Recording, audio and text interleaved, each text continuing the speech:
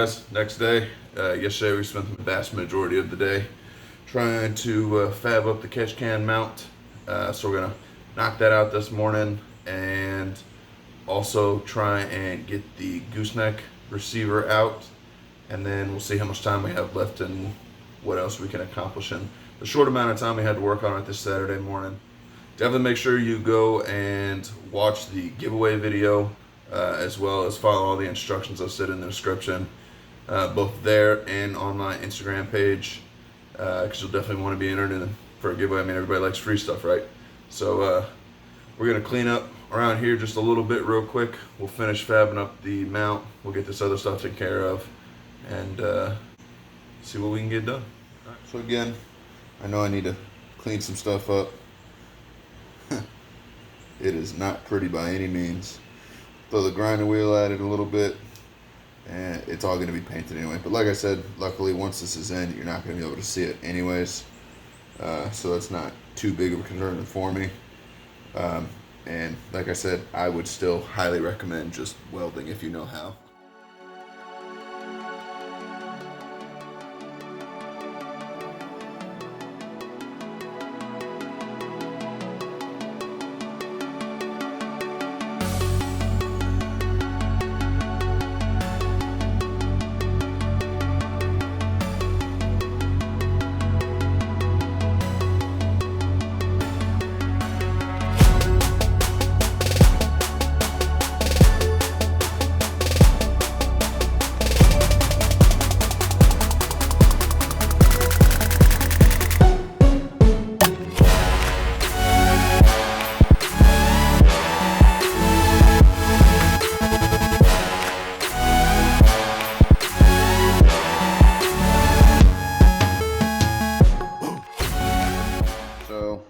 This is going to support the bottom of the catch can. This is going to have Velcro up the back side of the catch can.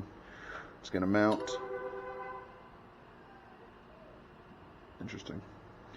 So we're going to throw a rivet through the back side of this. Was also considering through the bottom side once we got the adjustment right. Then I'll have, originally wanted to put rivets in this to this inner fender well.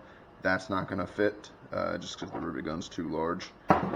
So it is what it is. I ended up throwing 4 screws, and then once I have the orientation of this correctly in the inner fender well, I will rivet it there, rivet in the bottom, and then I'll throw a little bit of that brazing on each side. So, but right now we're about to run out there and just get a quick mark.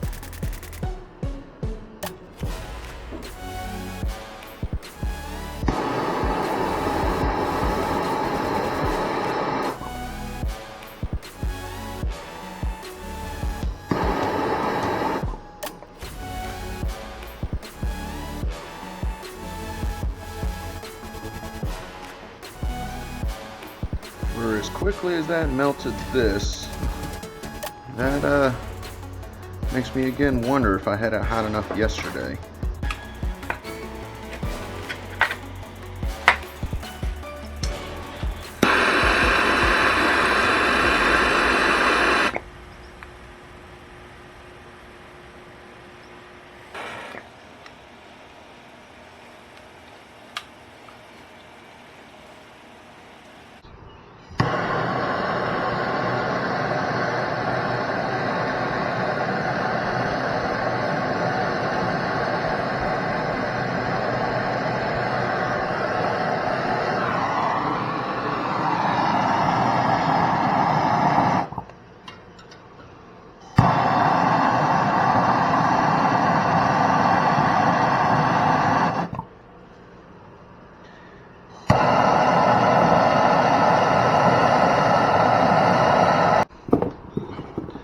So I don't know.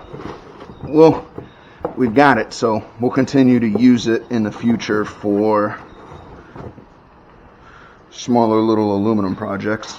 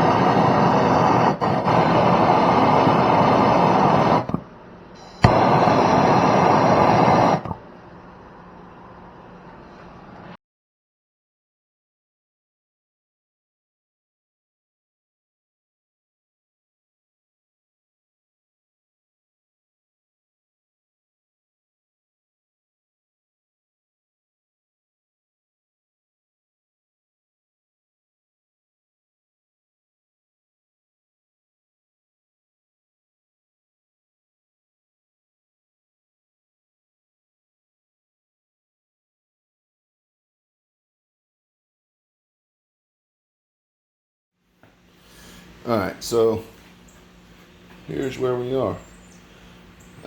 So yeah, between the first day and the second day, see, these would be terrible brazes, whereas today's where I ran it hotter and it melted almost instantly. I can see how a learning curve would be applied and it would get better with time, but I think this is definitely going to be a hefty mount, so we're going to get it painted up real quick and let it dry, and we'll throw it on soon.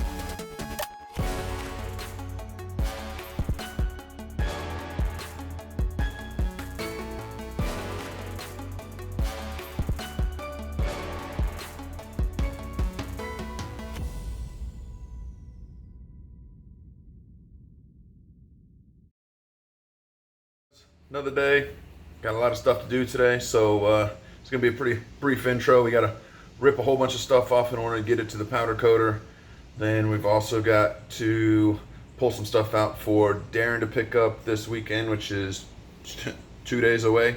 The gooseneck has given us quite some troubles. However, I don't care what it takes today. I'm taking the biggest breaker bar I've got. I'll heat it. If it comes down to it, I'll end up cutting the dang things off because he's going to reuse new mounting hardware regardless. So, but we have got to get that pulled out, and then we'll do a little sneak peek of what I plan on putting there. I don't know if I've mentioned or not on the channel, but let's go ahead and jump right on into it.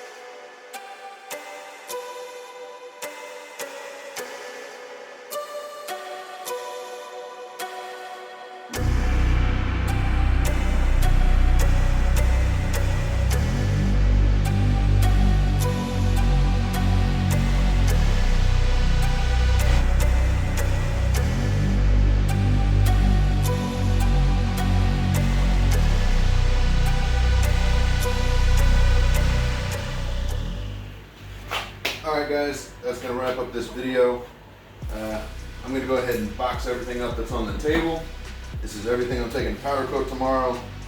Got the turbo cover, the elbow, the intake manifold, the intake horn. We've got the front coil springs, the rear coil springs are upstairs. We've got the alternator mount cover. We've got all the lug nuts.